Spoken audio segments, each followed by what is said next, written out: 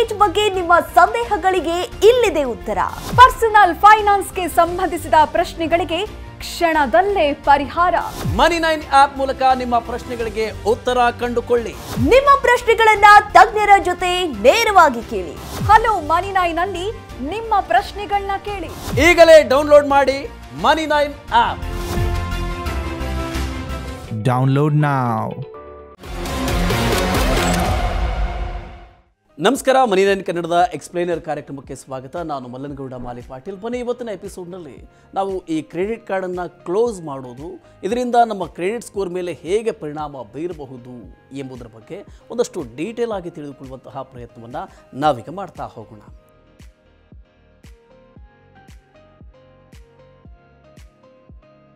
ನೋಡಿ, ಕ್ರೆಡಿಟ್ ಕಾರ್ಡನ್ನು ಕ್ಲೋಸ್ ಮಾಡೋದು ನಿಮ್ಮ ಕ್ರೆಡಿಟ್ ಸ್ಕೋರ್ ಮೇಲೆ ಹೇಗೆ ಪರಿಣಾಮ ಬೀರುತ್ತೆ. ಮೋಹಿತ್ ಅವರು ತಮ್ಮ ಕ್ರೆಡಿಟ್ ಕಾರ್ಡ್ ಕ್ಲೋಸ್ ಮಾಡಬೇಕು ಅಂತಿದ್ದಾರೆ. ಆದರೆ ಅವರಿಗೆ ಈ ವರ್ಷ ಮನೆ ಖರೀದಿ ಯೋಚನೆ ಕೂಡ ಇದೆ. ಅದಕ್ಕೆ ಅವರಿಗೆ ಸಾಲ ಬೇಕಾಗುತ್ತೆ.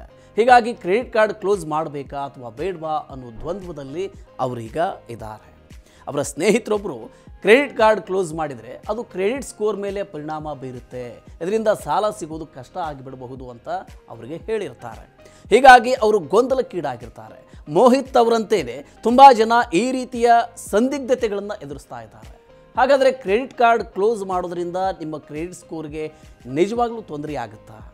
ಒಂದು ವೇಳೆ ಅದರಿಂದ ಸಮಸ್ಯೆ ಆಗೋದೇ ಆದರೆ ಅದನ್ನು ತಡೆಯೋದು ಹೇಗೆ? ಈ ಪ್ರಶ್ನೆಗೆ ಈ ವಿಡಿಯೋದಲ್ಲಿ ನಾವೀಗ ಉತ್ತರವನ್ನು ಕಂಡುಕೊಳ್ಳುವಂತಹ ಪ್ರಯತ್ನವನ್ನು ಮಾಡ್ತಾ ಹೋಗೋಣ. ನೋಡಿ, ಕ್ರೆಡಿಟ್ ಕಾರ್ಡ್ ಕ್ಲೋಸ್ ಮಾಡೋದ್ರಿಂದ ಅದು ನಿಮ್ಮ ಕ್ರೆಡಿಟ್ ಸ್ಕೋರ್ ಮೇಲೆ ಹೇಗೆ ಪರಿಣಾಮ ಬೀರುತ್ತೆ ಅನ್ನೋದನ್ನು ತಿಳ್ಕೊಳ್ಳೋದಕ್ಕೂ ಮೊದಲು ಕ್ರೆಡಿಟ್ ಕಾರ್ಡ್ ಮತ್ತು ಕ್ರೆಡಿಟ್ ಸ್ಕೋರ್ ನಡುವಿನ ಸಂಬಂಧ ಏನು ಅನ್ನೋದನ್ನು ನಾವು ಮೊದಲು ತಿಳಿದಿರುವುದು ಮುಖ್ಯ ಆಗುತ್ತೆ. ನಿಮ್ಮ ಕ್ರೆಡಿಟ್ ವರ್ತಿನೆಸ್ ಅಂದರೆ ನೀವು ಸಾಲವನ್ನು ಪಡೆಯೋದಕ್ಕೆ ಎಷ್ಟು ಅರ್ಹರು ಅನ್ನೋದನ್ನು ನಿಮ್ಮ ಕ್ರೆಡಿಟ್ ಸ್ಕೋರ್ ತೋರಿಸುತ್ತೆ. ಅನೇಕ ಅಂಶಗಳು ನಿಮ್ಮ ಕ್ರೆಡಿಟ್ ಸ್ಕೋರನ್ನು ನಿರ್ಧರಿಸುತ್ತೆ. ನಿಮ್ಮ ಪೇಮೆಂಟ್ ಹಿಸ್ಟ್ರಿ ಅಂದರೆ ನೀವು ನಿಮ್ಮ ಸಾಲದ ಎಷ್ಟು ಮೊತ್ತವನ್ನು ಮತ್ತು ಯಾವಾಗ ಮರುಪಾವತಿ ಮಾಡಿದ್ದೀರಿ, ನಿಮ್ಮ ಕ್ರೆಡಿಟ್ ಬಳಕೆಯ ಅನುಪಾತ ಎಷ್ಟು ಅಂದರೆ ನಿಮ್ಮ ಕ್ರೆಡಿಟ್ ಲಿಮಿಟ್ನ ಎಷ್ಟು ಭಾಗವನ್ನು ನೀವು ಬಳಸಿದ್ದೀರಿ, ಯಾವ ಬಗೆಯ ಸಾಲ ಅಂದರೆ ಕ್ರೆಡಿಟ್ ಕಾರ್ಡ್ ಸೇರಿ ಯಾವ್ಯಾವ ಸಾಲವನ್ನು ಪಡೆದಿದ್ದೀರಿ, ಈ ಎಲ್ಲ ಮೊದಲಾದವುಗಳು ಇವೆಲ್ಲವೂ ಕೂಡ ನಿಮ್ಮ ಕ್ರೆಡಿಟ್ ಸ್ಕೋರ್ ಮೇಲೆ ಪ್ರಭಾವ ಬೀರುತ್ತೆ.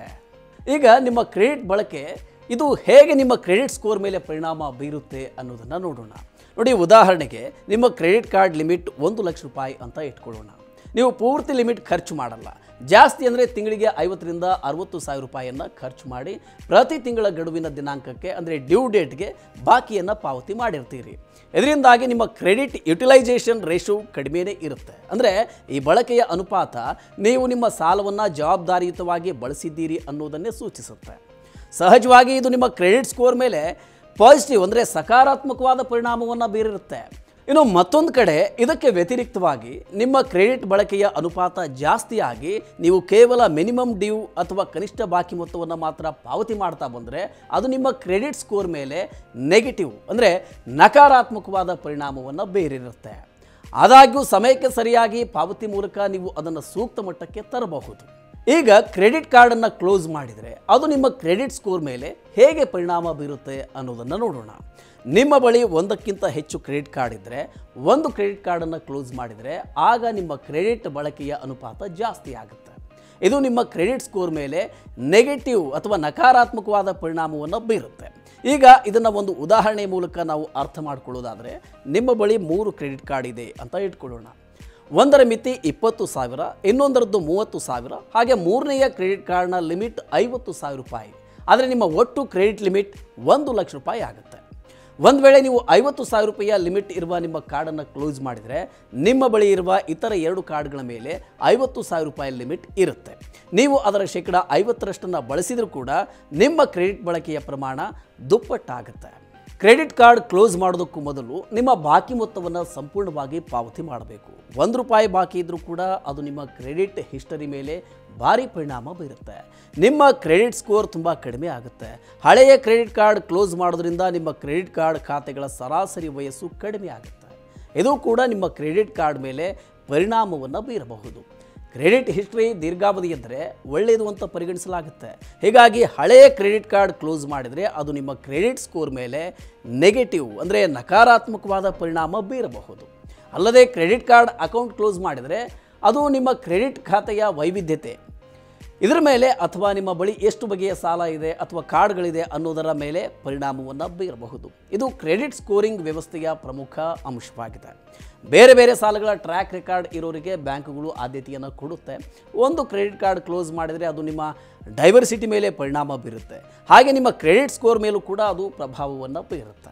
ಇದರಿಂದಾಗಿ ನಮಗೀಗ ಆಗ್ತಕ್ಕಂಥ ಸಮಸ್ಯೆಗಳು ಏನು ಅನ್ನೋದು ಗೊತ್ತಾಯಿತು. ಈಗ ಇಂತಹ ಸಮಸ್ಯೆಗಳು ಬರಬಾರ್ದು ಅಂದರೆ ಏನು ಮಾಡಬೇಕು ಅದನ್ನು ಕೂಡ ನೋಡೋಣ. ನೋಡಿ, ಕ್ರೆಡಿಟ್ ಕಾರ್ಡನ್ನು ಕ್ಲೋಸ್ ಮಾಡೋದಕ್ಕೂ ಮೊದಲು ನಿಮ್ಮ ಕ್ರೆಡಿಟ್ ಕಾರ್ಡ್ ರಿಪೋರ್ಟ್ ರಿವ್ಯೂವನ್ನು ನೀವು ಮಾಡೋದನ್ನು ಮರಿಬೇಡಿ. ಕಾರ್ಡ್ ಕ್ಲೋಸ್ ಮಾಡೋದಕ್ಕೆ ನಿಮ್ಮ ಬ್ಯಾಂಕ್ ಅಥವಾ ಕಾರ್ಡ್ ಕಂಪನಿಯನ್ನು ಸಂಪರ್ಕಿಸಿ. ನಿಮ್ಮ ಅಕೌಂಟ್ ಸರಿಯಾಗಿ ಕ್ಲೋಸ್ ಆಗಿದೆಯಾ ಅನ್ನೋದನ್ನು ಖಾತ್ರಿಪಡಿಸಿಕೊಳ್ಳುವುದಕ್ಕೆ ಫಾಲೋ ಅಪ್ ಮಾಡಿ.